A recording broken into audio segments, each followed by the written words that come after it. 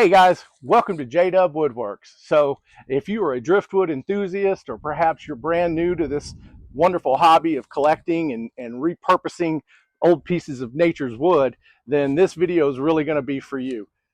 This is a great piece that I pulled off of the Texas coast, and you can tell that it's pretty smooth for the most part. But it is going to require a little bit of cleanup, and so I'm going to walk you through the process that I use. Walk you through the tools, kind of just step by step on how to take this rough piece and turn it into something beautiful, a workable piece of art that can be displayed in your living room and or hung on the wall. It just depends. If you've got any questions, you can always reach out to me and I'll help you through that process as well. Don't forget, like, subscribe, hit that little bell, and let's go make a mess. Come on.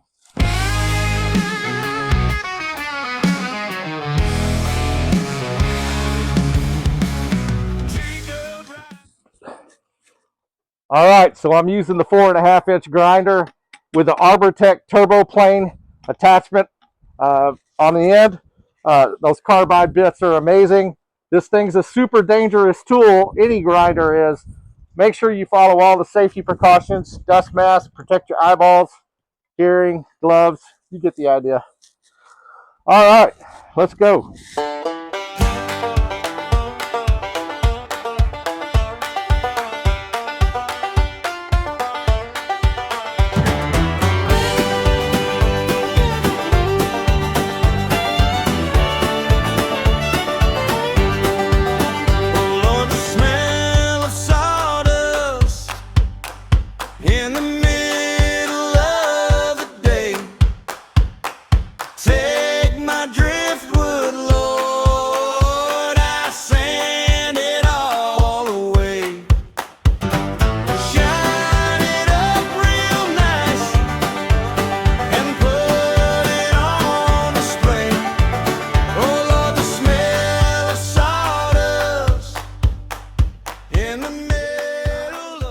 All right, so I'm barely taking that top layer off, which was really soft.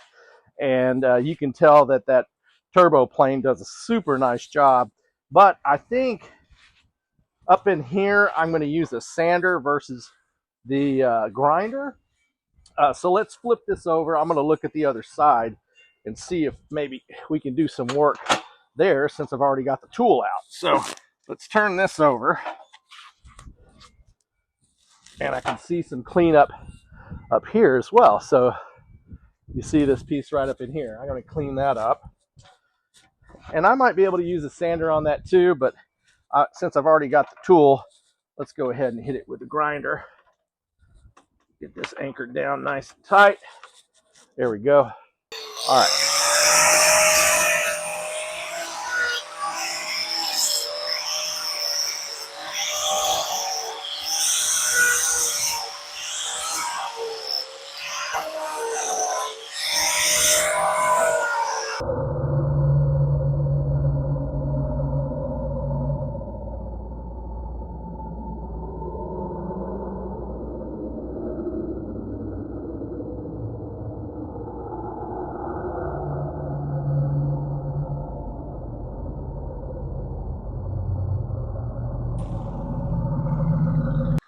Yeah, you just really let that tool do the work. I'm not applying very much pressure at all on this piece. Now let's switch over here to the other side.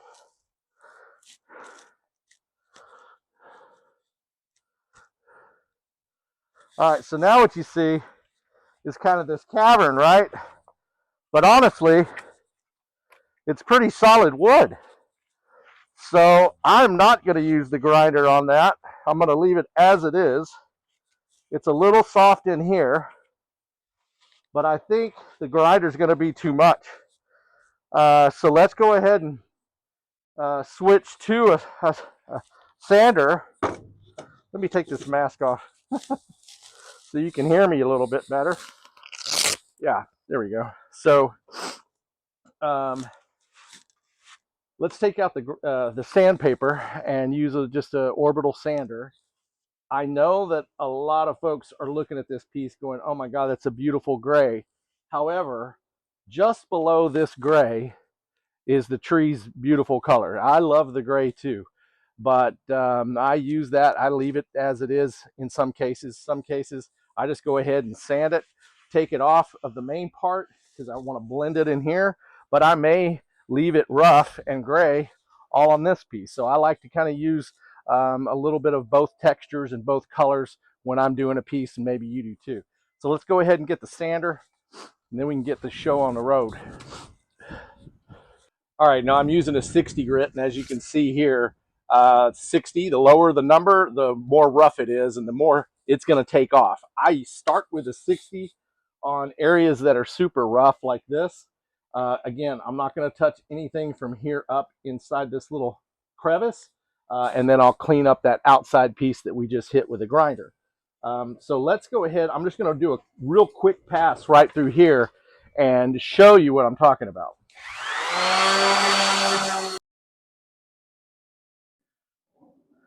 Hopefully you can see that. That was literally 15-20 seconds. But as I did that, you can start seeing this wood popping off.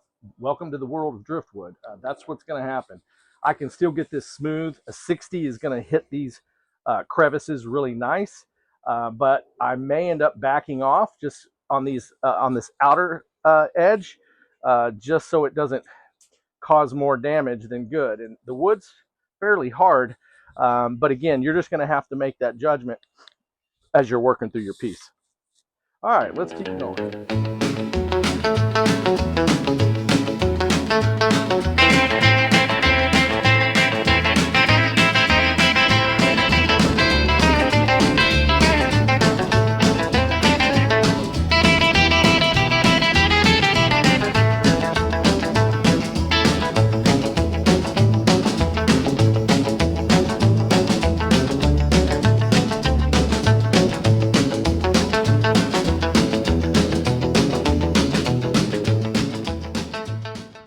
When your sandpaper starts to do this, you're done. Get rid of it, okay? When it starts tearing like that, otherwise you're going to get this is going to get wore out as well, and then you're going to have to replace your pad. So let's get another piece. So really what I'm doing right now is just kind of shaping, and then I'm also checking if there's any additional soft material that's going to need to be taken off. I'm just kind of curving, kind of letting the wood really do the talking. If it's soft and it needs to be sanded, it's coming off. Eventually I'll get to a nice spot where I'm like, okay, that's good enough with a 60. Let's go up a couple of notches and see if we can start smoothing it out. I'm not really worried about what I'm creating. I'm cleaning up the wood. So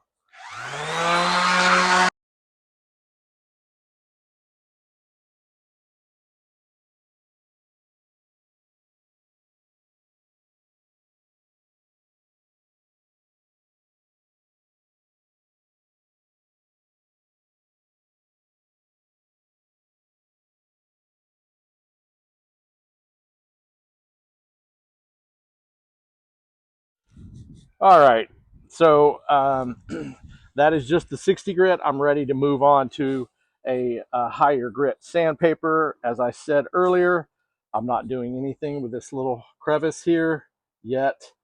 And then, of course, I've got a soft spot right here that I'm going to have to think about. I've got a crack up in here, possibly resin, a real soft piece down in here. Matter of fact, it's still damp. So I may have to abandon this project for a week or so and let this dry out. And for those of you who have watched my channel for a while, you know that I try not to see things like creatures or, shapes, and it's abstract art. So I try not to do that. But boy, this sure does look like some type of a sea creature or a fish. I don't know if it's going that way or if that's the head and there's the fin and the tail. This is starting to look like a fin. Again, I try not to do that because then it's the eye is up to the beholder. So at any rate, I'm at a pretty good stopping point for sanding with a 60 grit. I'm not going to catch the rest of this, but basically what you're going to want to do is once you get that that first initial shave and a haircut off of the wood. 60 grit, go up to maybe a 120, work that 120 all the way across, and then just 180. I usually top out at 320, but that's going to be completely up to you. I like that 320 look, and in some cases I'll go even higher than that if I really want a super nice shine. So I do want to clean up a little bit in here. I've got some pretty soft stuff that I'm just going to pop all of that out. I don't know how deep that goes, but I used to use a little ice pick to get way back up in here. And I don't worry. This was originally I was going to leave this, but as with a lot of driftwood, once you start digging, you find a lot of soft stuff. You really need to get that out. And so that's what I'm doing here. And just removing the stuff that's dead. Well, it's all dead, but damaged by the water and the wind and the sand. Take a little brush, kind of like this, and I can go in there. Of course, I'll use an air compressor too and blow that out. If you don't have an air compressor, maybe a shop vac. Just keep doing it. You're probably not going to get all of that out, but I've got a solution to that for this particular piece that I will show you soon. I don't know if it's a solution, but it's a way to finish this cavern right here. I was originally going to leave it this color, but I thought we might put some fire on it and actually get it all charcoaled out, and then finish it off with a nice polycrylic to where it's glossy. Yeah, there's a lot of goop that needs to come out of here. So I'm going to keep working on this, get that cleaned, get the air compressor, the shop vac, go back with a pick, go back with any of these brushes, get that cleaned up as much as possible. I'm not going to try to, I mean, this is pretty solid over here on the outside.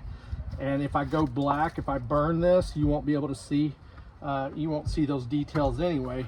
But you can tell I'm popping this stuff off pretty easy with my finger. And so I'm not gonna jeopardize keeping that soft wood in there. And it will come out nice, don't worry. Don't worry, y'all. It'll be fine. All right, so I'm gonna keep doing this, and then I'll show you when we're done.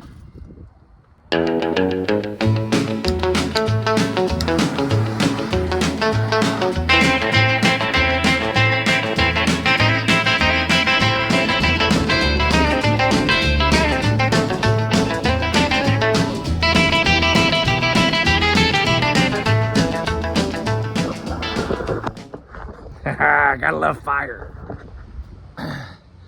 All right, it's been a few weeks. We've had some busy weekends and a lot of rainy weekends, and so that takes away from my ability to do anything outside. And I don't like to make this kind of mess in the garage. I'm going to trim up this backside here, make it a little bit flatter, and I'm using the Arbortech mini carver with those carbide bits right there. This thing's amazing.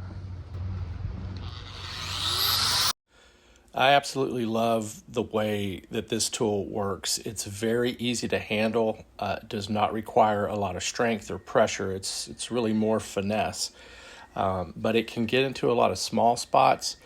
And really, I'm just barely taking any of it off, but I am shaping and forming the piece as I do it. You can use it at different angles to create some different textures, so I highly recommend this product for anybody, for sure.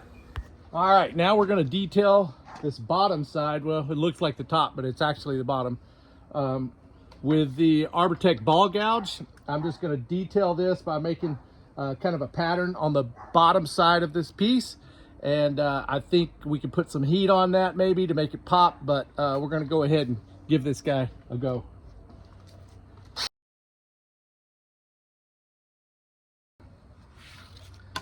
All right, so you can see that nice cool pattern right there. And then I'm working on some kind of fin here. And so this piece will mount like this. Hold on. This piece will mount like this, right? So I'm going to clean up a little bit up here at the top with the ball gouge. Just kind of clean this little line up a little bit. I'm going to turn it on its side, however. Work on it this way. It's a little bit more stable. And again, I mean, I know earlier I had said this kind of looks like some type of a fish. And the more and more I messed with it, I just figured that's the way we're going to go. So let me get you down over here, move you around a little bit and out of the way so you're nice and safe.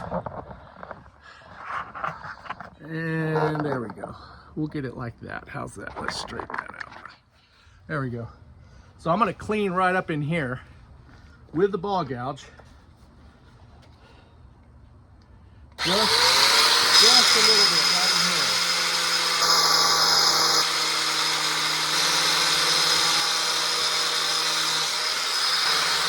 Most of that I can get with the sander. You can sand the rest of that. I'm leaving this. I mean, that's supposed to be, I guess, the mouth. But it really doesn't matter. It's whatever you want to call it. It's your design.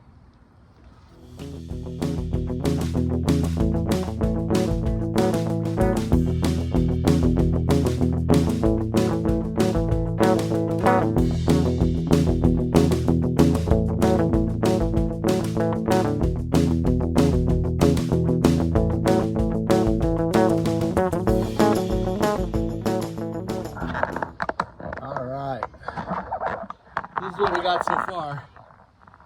It ain't looking too bad. I'm actually gonna mount it standing up like this. I don't have that base yet, but I'm gonna build that or weld it. But this is how it'll kind of point up in the air like that, like it's jumping out of water maybe. I don't know. What do you think? I like to be able to see this piece. So I could hang it on a wall, but honestly, I think like this would be more unique, and you can see that underside a lot better. That's kind of cool. And then leaving this natural, that's kind of just me, you know. I mean, I could easily carve this up and make it more of a fish-like mouth, but I think I try to stay a little unique in that way. It doesn't matter. It'll look cool. All right.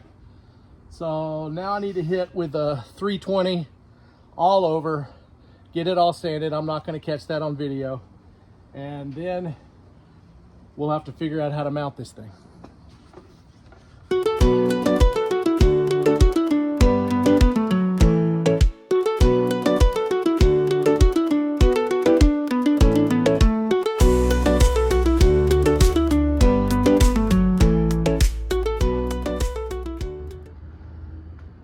So this thing is finally mounted, and I actually am going to do some resin.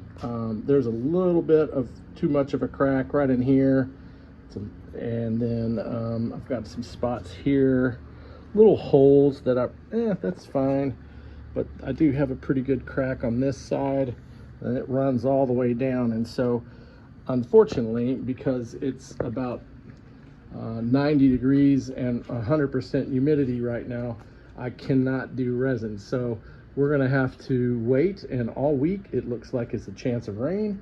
So there you go. This is as far as I can get on this piece. Same with that piece back there. So anyway, looks like I need to just be patient. Good luck.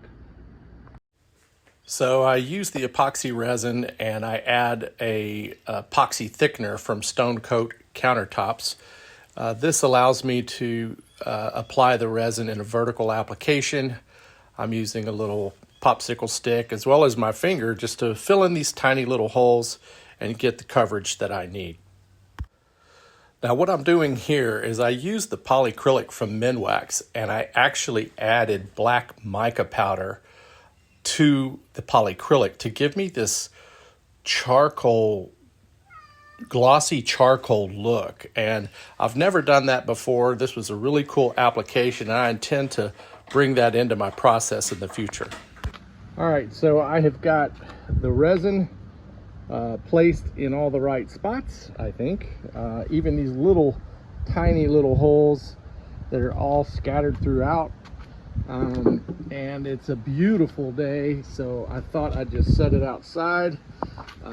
This has got 3 coats of the polycrylic with the black mica powder. Sorry, that's moving. So we'll just let this sit outside for a while. Obviously, this has got a lot of cleanup after the resin dries. That'll be in the next couple of days.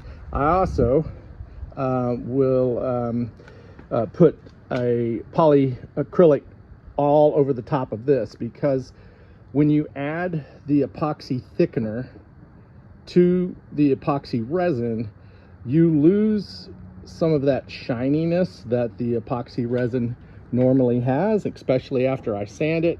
It gets a little gritty, and so I find that top coating that just really makes it pop, just as if it were just a straight epoxy resin.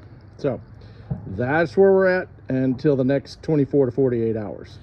All right, so I'm going to use the polycrylic from Minwax. This is a clear gloss, but they have different types of finishes, so just choose whichever one you want. The first coat is really a very thin coat, basically a seal coat. All right, so nice and thin. You're just going to basically just do a nice little seal coat.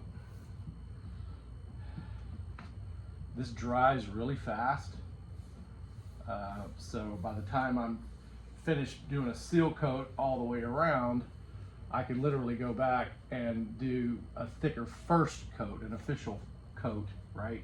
I don't call this the official coat. Anyway, so I'm gonna go ahead and hit this whole thing, get it sealed. By the time I'm done, it'll be dry. I'll go back a full coat, let it sit for about 24 to 36 hours, and then I can hit it with a 320 grit sandpaper and put more coats on until this thing is done and ready to go. So between each coat, I'm going to take a real close look, and you can see these little imperfections. Maybe they're brush strokes, maybe they're little bubbles, but for this particular piece, I really want a more smooth finish. So when you see that, that's normal. Just go back over it with a 320 grit sandpaper, maybe a little bit higher if you wanted. Don't apply a lot of pressure, and just work the sandpaper across the entire surface area. And I do this between every single coat. You can tell that you're making progress because you'll see these little white specks after you've sanded, and it does leave a little bit of a residue or a powder. So you're going to want to wipe that down. I use denatured alcohol. You can use a tack cloth, but you definitely want to get that powder off before you put the next coat on. This is going to turn out absolutely amazing, and I wish you the best of luck on your piece.